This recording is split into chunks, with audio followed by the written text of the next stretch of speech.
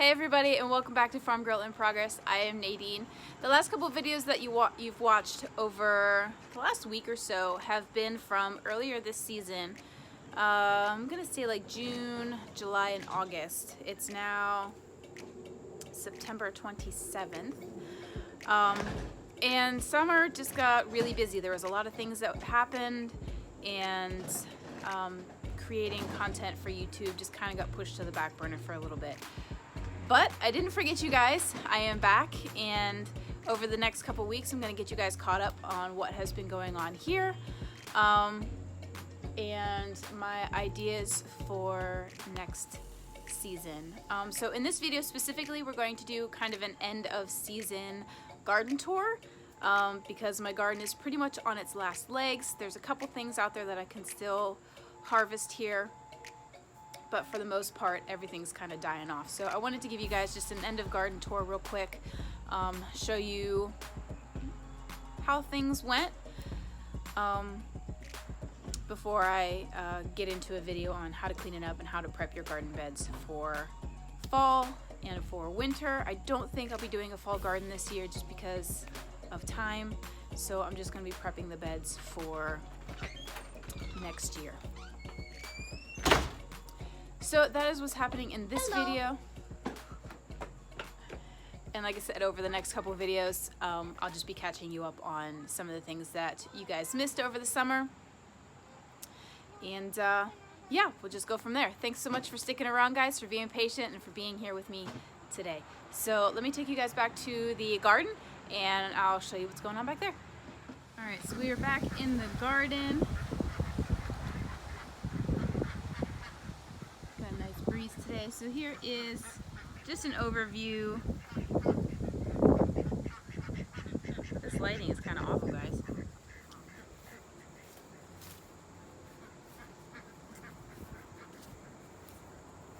So everything is definitely on its last legs here. Maybe go from this direction. That might be better.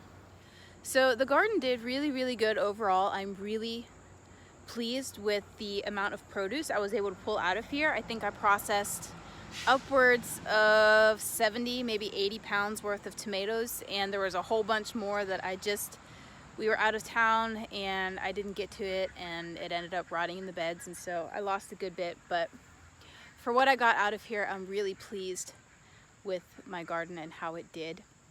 But there are some things that I would change. One of the big things that I'm changing is the way I trellised my tomatoes.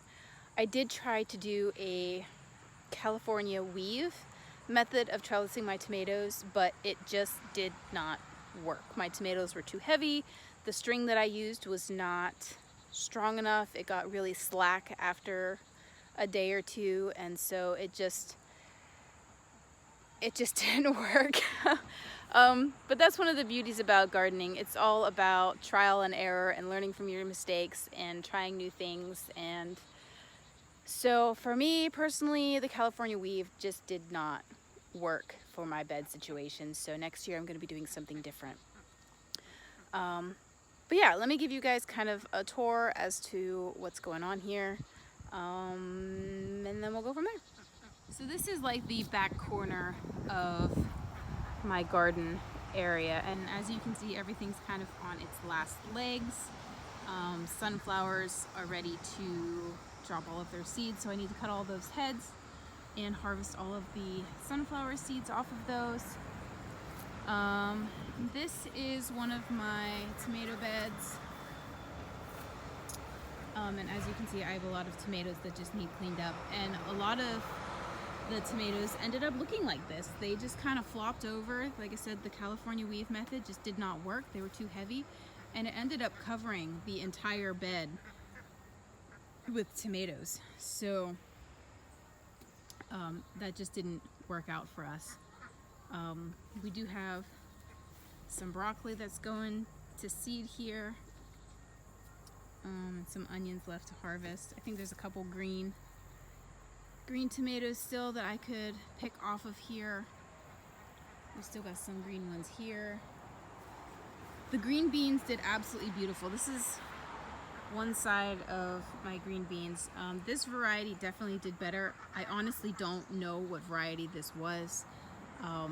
My father-in-law gave me a bag full of bean seeds from his garden a couple years ago, and that's what I planted. And I honestly don't know what they're called, but they grew amazing. They tasted amazing. I got a bunch off of it. There's still a bunch producing here that I could harvest, although a lot of them have, as you can see, they're drying out, so they're ready for me to collect for seeds. This was another variety. I do believe this was French climbing green bean. It didn't do nearly as well, but there's still quite a few beans left on there that I can harvest for seed purposes. These are my green peppers.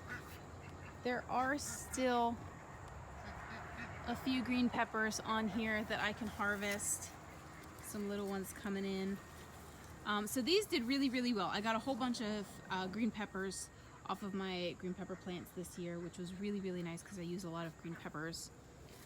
This is one of the marigolds that we had, and they all got really, really big like this. So that was wonderful. It helped keep aphids away and other pests, and attracted a lot of pollinators to the garden, which was wonderful. This is where I had my cucumbers, and the cherry tomatoes literally took over everything. And I was able to harvest a couple cucumbers, but not very much. And this variety of cherry tomato, they're super tiny, and they produced so much that I wasn't able to keep up with it, and I planted way too many of them. So next year I may only plant one of these and pick a different variety of tomato. Okay. This is another tomato bed here. I do believe these ones were the Amish paste tomatoes. Again, as you can see, I tried the California weave method here, and they just flopped over, and so it just didn't work as nicely as I had hoped it would work. So next year I'll be doing something different. So this is the potato bed. We grew red potatoes in here. I did harvest them. However, we had a big flood come through, and my basement got flooded, and my harvest of potatoes got ruined. So I don't have any potatoes for my harvest, unfortunately. So I'm just gonna have to do those again next year.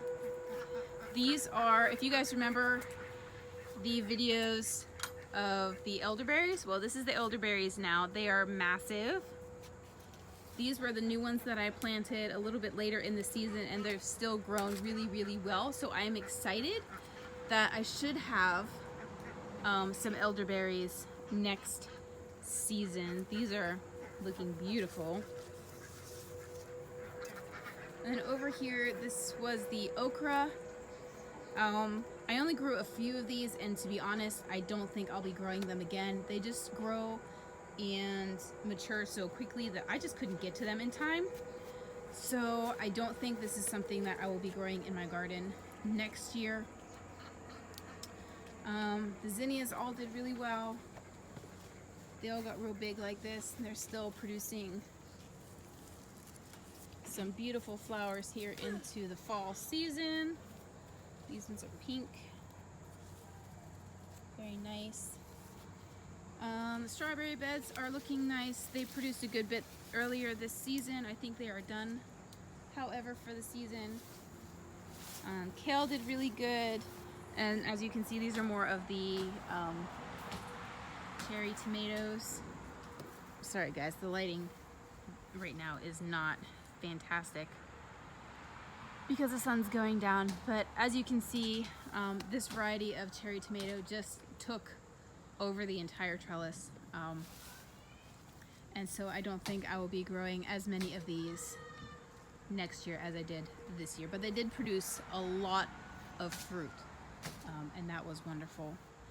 This is one of the tomato beds, and as you can see, they just kind of took over the entire bed, making it difficult to grow anything else but the tomatoes. These were the Italian tomatoes that I really, really, really loved. They grew beautifully. They had a wonderful flavor to them, and I used them in a lot of my canning this year.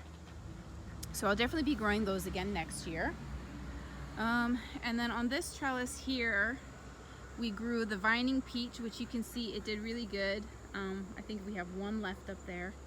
And then on this side, we had cantaloupes, which we had one, but it just kind of faded away. It just didn't do as well.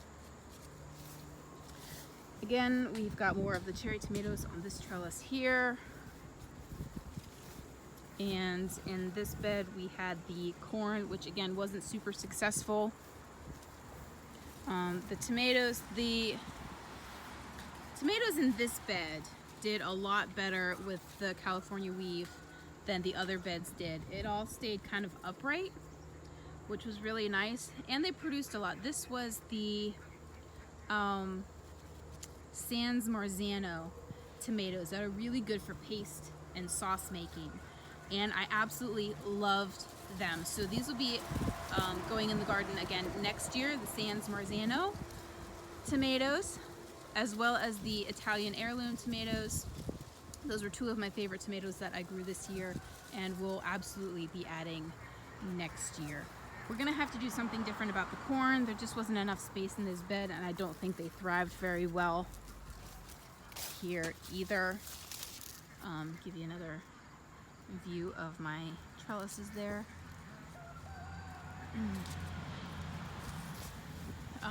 And then this bed here, again, more tomatoes. These are the trying to think what they're called, black plum tomatoes, and these ones made a really good sauce as well.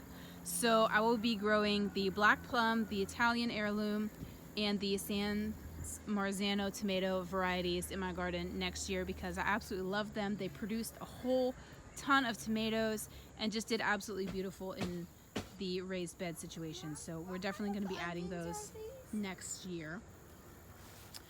And then we also grew banana peppers. The banana peppers were a bumper crop this year. I had so many banana peppers, I didn't know what to do with them. So we did salsa. I diced and froze them. I sliced and froze them. I did pickled banana peppers. And I still have a whole bunch on here. As you can see, there's some there and some hidden in there. So they were just a really good producer. There's still a whole bunch of them still in here to harvest, which is wonderful. So next year, these were sweet banana peppers, and the only reason I planted them was because I've used banana peppers to make salsa in the past, and I really like the banana peppers because they're not as hot as some other peppers, and so I really wanted them for salsa making. And my mistake, I planted sweet banana peppers instead of hot banana peppers, and so they had no bite to them at all. They were still really good, and they still made some really great salsa. So if you like salsa that doesn't have any heat to it, but you still love all of the flavor, I highly recommend sweet banana peppers to use in your salsa. To kind of make up for the lack of spice, did you find a duck? Iris. That one's Iris? Okay. So to make up for the lack of spice in the salsa, I ended up growing some jalapenos, and those did really well. But next year, instead of growing the sweet banana peppers, I'm probably just going to get hot banana peppers and not do the jalapeno peppers this year, just to save on space and not grow so many different varieties because I only have so many beds to work with. But that is pretty much everything going on back here. Oh, let me show you guys the grapevines, because those are doing really well also. So here is one of the grapevines that we planted, and it's finally reaching up here along the fence. So it's finally vining really nice. And then we have these two down here. This one's doing well. It's still really small though. And then this one I think needs some fertilizer. and some water because it's looking a little dry. But overall, they've done really well. The only thing that really didn't work out in my garden this year was the raspberries. So if any of you guys have grown raspberries successfully, give me all the tips and tricks in the comments below because mine did not work. They all died. And I would really like to grow some raspberries in my garden to make jams and preserves and stuff with. So please, if you know how to grow raspberries and grow them well, help me out. I need some help. So yeah, that is the kind of my end of season a garden tour back here. Let me take you back to the porch where it's a little bit shadier, and I'll talk to you guys about some plans for this space back here for next season. Alrighty, so now you guys have kind of seen the fall garden and how it has kind of progressed into the fall season. There are some things back there that I can still harvest. There are some tomatoes still, some peppers, and then I got to get the sunflower seeds out of there also. But for the most part, most of it just needs pulled out of there and put in the compost. And then the next steps after that would be to amend the soil and get it prepped for next growing season. But some ideas that I have for next year. I really want to fix the tomato issue with the trellising. So I think what I'm going to do is do some more cattle panels in the garden beds themselves. I'll do a video on how I want to trellis those a little bit later. So I want to use 8-foot cattle panels on the back half of the garden beds. So there'll be like a foot of space at the back of the garden bed where the tomatoes will be planted, and then there will be the cattle panel, and then there'll be 3 feet in front of the cattle panel where I'll be able to do more gardening in. And this will allow the tomatoes to have a solid support system while they're growing. It'll keep them from kind of falling over into the rest of the garden bed, choking out whatever else I'm trying to grow. And I think it's really going to work out the best in my garden situation. I may try one other method of trellising my tomatoes, but I'm not sure if I want to try that one yet, so I'm not going to mention it yet until we get to that point. But I definitely want to try the cattle panel trellising method for next season for trellising the tomatoes. The other thing that I want to do next year is cut down on so many varieties of different things and really zero in on the varieties that I liked this year. So for the tomatoes, instead of growing 6 different varieties, I'm only going to grow 3, and then a cherry tomato variety for snacking. So the 3 tomato varieties that I'm going to do, I've mentioned earlier in this video, but they are going to be the Italian heirloom, the black plum, and the San Marzano tomato varieties. I really like the Italian heirloom for slicing. I really liked it for diced and crushed tomatoes. The San Marzano and the black plum made a wonderful spaghetti sauce, so it worked really well for the sauces that me and my family really use. So those are the 3 tomato varieties that we're going to be focusing on next year instead of doing so many different varieties. And then again with the peppers, we're just going to be doing the hot banana peppers instead of the sweet banana peppers, because the only reason we plant them is for salsa purposes, and I don't want to be growing 2 different kinds of peppers if I can just do 1, because we don't use jalapeno peppers for anything. What else? I will be adding colored peppers next year, so yellow, red, and orange sweet peppers, as well as the green bell peppers, because we use a lot of peppers in our home, so it just makes sense to grow what we eat. And so we're going to be doing more of those pepper varieties next year versus the different like hot peppers. Let's see what else. Oh, next year we are going to be adding more blueberries. I'm going to be doing a blueberry patch somewhere on our little homestead here.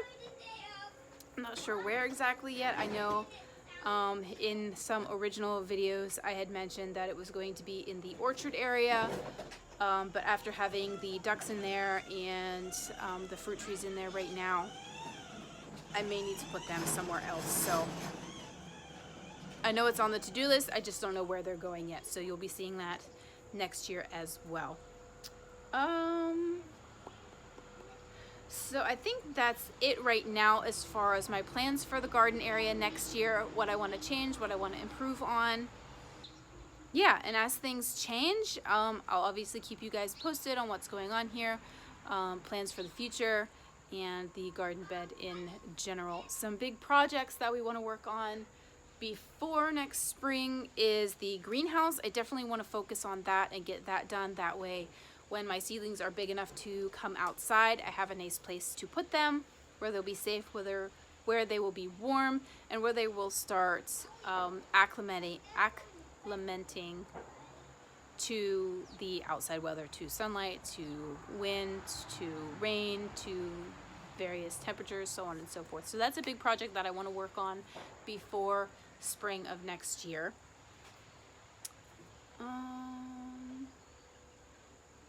So I think that covers it for this video. You guys saw the garden. I gave you the updates on what I want to do for next season. And that's about it. Thank you guys so much for being patient with me this season.